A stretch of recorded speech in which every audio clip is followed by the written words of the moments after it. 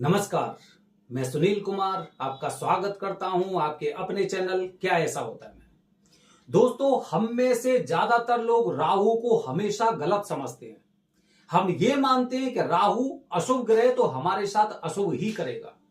आप अपने जीवन में देखिए, आपके आसपास भी काफी ऐसे लोग होंगे जो नकारात्मक होंगे, गलत चीजों में जो गलत गतिविधियां होती हैं उनमें शामिल होंगे, लेकिन हो सकता है आपके साथ उनके संबंध अच्छे हों। बहुत से ऐसे लोग होते हैं जो आसपास जैसे कि चोरी करते हैं या फिर किसी गलत गतिविधि में पाए गए, लेकिन अपने पड़ोस में बहुत अच्छी तरह से रहते हैं और इतने भरोसेमंद होते हैं कि हो सकता है आपका मित्र उतना काम नहीं आएगा जितना समय पर वो काम आ जाते हैं। तो कभी भी राहु देव को गलती मत समझिए कि हमेशा गलत करेंगे। बाकी निर्भर करता है कुंडली के ऊपर कि कुंडली में राहु कौन से भाव में है, कौन से ग्रह के साथ है और फिर कौन सी राशि में मौजूद है। ठीक है, इन सब चीजों पे निर्भर करता है राहु की उपस्थिति कि आपके जीवन में राहु के सकारात्मक फल होंगे या फिर नकारात्मक होंगे। हमने काफी लोगों की कुंडली देखी और काफी लोगों की कुंडली के दूसरा भाव, जैसे दूसरा भाव होता है धन का और परिवार का, ये दूसरे भाव को गुरु का घर भी बोलते हैं। यहां पर राहु और गुरु अगर उपस्थित होते तो बताया जाता है कि गुरु को दूषित कर दिया। राहु यहां पर बड़ा अशुभ प्रभाव देता है क्योंकि अष्टम भाव में केतु हो जाता है।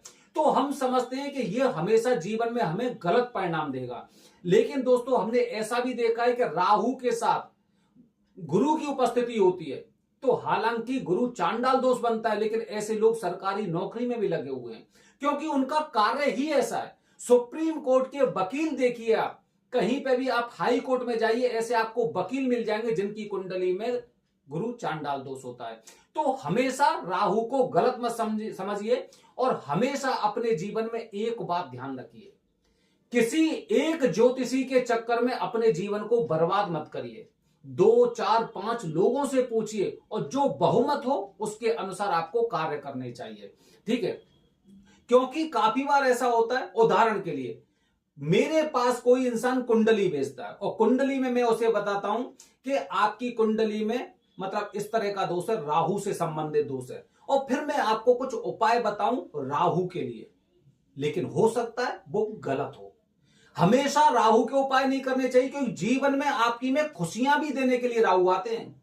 बड़े बड़े राजनेता, सुप्रीम कोर्ट के वकील ऐसे होते हैं जिन पर राहु की महादशा होती है और ये अपना नाम पूरे समाज में एक ऊंचे स्तर पर स्थापित कर लेते हैं। लेकिन अगर आपने कुछ ऐसे उपाय कर दिए, काफी लोग कहते हैं कि नारियल को प्रवाहित करिए, सफेद चीज को बहते हुए जल में प्रवाहित करिए, मत करिए।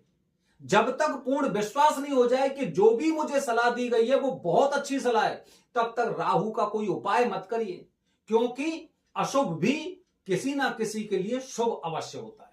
इसी तरह से केतु की स्थिति होती है, लेकिन सोच समझकर ज्यादा हम उपाय करते हैं, ज्यादा कुछ ऐसी चीजें करते हैं तो उससे भी हमारे ऊपर नकारात्मक फल प्राप्त होता है।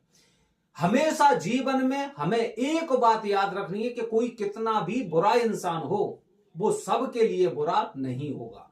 हो सकता है राहु आपके जीवन में कुछ ऐसा करने वाले हो, चमक चांदनी करने वाले हो आपके जीवन को कि आपका जीवन सुधर जाए। इसलिए किसी से बिना पूछे, अच्छे से ज्योतिषी से सलाह लिए बिना आपको राहु और केतु के कभी भी कोई उपाय नहीं करने चाहिए। खासकर वो उपाय नहीं करने चाहिए जिससे राहु आपके जीवन में से एकदम हमेशा के लिए चला जाए। कुछ ऐसे उपाय होते हैं तो ध्यान रखिए। अच्छा, तो दोस्तों वरदानी पंडित जी त्रंबकेश्वर में वरदानी पंडित जी एक विशेष प्रकार की पूजा शुरू करने वाले हैं, जो पूजा सिर्फ रविवार के दिन होगी। जिन लोगों की कुंडली में राहु से संबंधित कुछ समस्या है, देखिए उपाय करना एक अलग चीज है, किसी की आराधना करना अलग चीज है। आराधना का मतलब हो गया कि आप उन्हें प्रसन्न कर रहे हैं, इसलिए कालसर्प दोष की अगर आप पूजा कर रहे हैं तो ये निवारण नहीं कर रहे बल्कि उनको प्रसन्न कर रहे हैं और उनकी जो आपसे जो क्रुद्ध थे, जो कुछ ऐसा अशांत भाव था उनका, वो उस भाव को आप शांत कर रहे हैं पूजा की वजह से। उनका हमेशा के लिए निवारण नहीं कर रहे कि जीवन से एकदम खत्म हो जाए।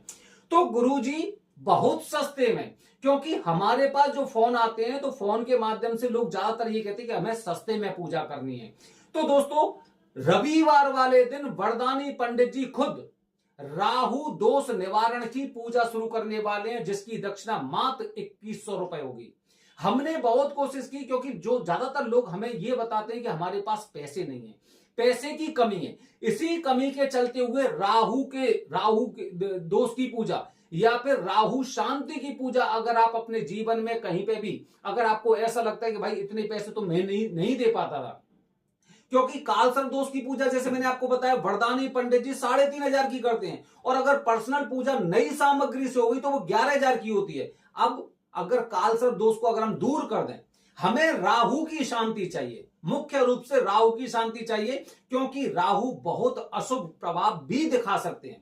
राहु का शुभ प्रभाव जितना ऊंचाई पर ले जाता है, राजा बना देता है, इसी तरह से राहु का जो कहता ना, मतलब कहता नीच भाव होता है, जब शत्रु भाव होता है तो वो आपको जमीन के अंदर भी धसा सकता है। तो दोस्तों, अगर आप राहु से शांति चाहते हैं, राहु दोष का निवारण चाहते हैं, और आप ये चाहते हैं कि मुझे पूजा वरदानी पंडित जी से ही करवानी है, त्र्यंबकेश्वर में ही करवानी है, तो आपका रास्ता बहुत ज्यादा आसान हुआ।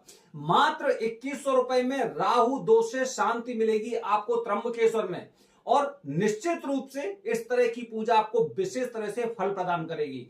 क्योंकि दोस्तों जिस तरह से मैं श्रीकालाहस्ती गया था, तो श्रीकालाहस्ती में जो पूजा की पद्धति हमने देखी, जो विधि हमने देखी, वही विधि लगभग यहीं पे शुरू होने वाली है। बस कुछ अंतर इसमें ऐसा है कि वहां पे शायद हवन भी नहीं होता, लेकिन यहां पे आपका हवन भी होगा, हवन भी होगा।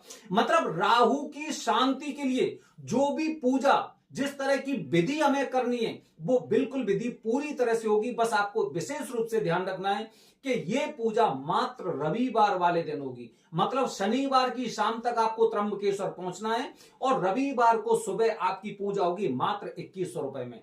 2100 रुपए से 1 रुपया आपका ज्यादा नहीं लगेगा। ये हमारे चैनल की पहल है दोस्तों, हमने पहले ही बताया था, जब हमने चैनल शुरू किया था तो तब हमने बताया था कि एक स्थिति पर जाकर हम एक ऐसा कुछ करेंगे कि जिसकी वजह से हम ये पूजा 2100 रुपए तक लेकर आए।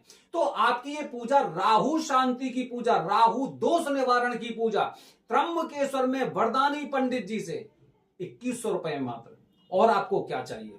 यहां तक हम आए, और आगे भी जब हमें रास्ता मिलेगा तो निश्चित रूप से और प्रयास करेंगे कि इससे सस्ती पूजा भी हम लोग करवा सकें। तो दोस्तों, चिंता करने की आवश्यकता नहीं है, अब आपके लिए मौका मिल चुका है बहुत सस्ते में पूजा करने का, राहु को शांत करने का, राहु ग्रह को शांत करने का, राहु देव को प्रसन्न करने का।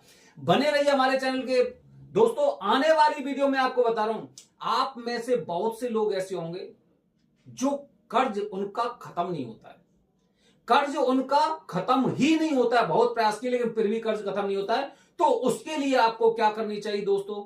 बने रहिए हमारे चैनल के साथ। हर हर महादेव, हरि ओम।